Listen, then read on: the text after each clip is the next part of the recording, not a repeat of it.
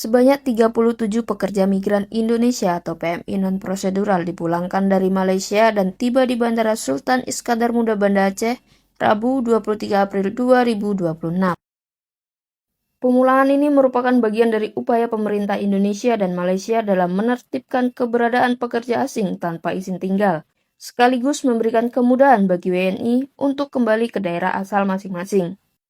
Dari total tersebut terdiri atas 30 laki-laki, 4 perempuan, dan 3 anak-anak.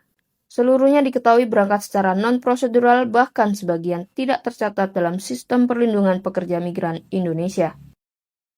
Salah satu PMI yang dipulangkan, Linda, warga Aceh Utara, mengaku telah bekerja di Malaysia sejak tahun 2018 untuk memenuhi kebutuhan ekonomi keluarga.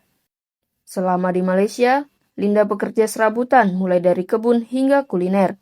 Ia juga mengaku sempat ditangkap oleh otoritas setempat karena tidak memiliki dokumen resmi. Masalah ekonomi kan sampai dekat sini jangan pun apa. Ibu apa itu kita sebut lama ada di sana kebun cleaner tanah semualah boleh makan. Meski mengaku kebutuhan ekonomi terpenuhi selama bekerja di Malaysia, kondisi tanpa dokumen membuat dirinya harus menghadapi resiko hukum.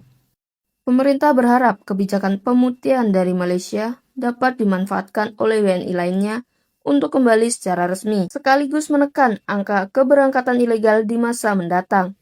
Dari Banda Aceh, Putri Anggun melaporkan.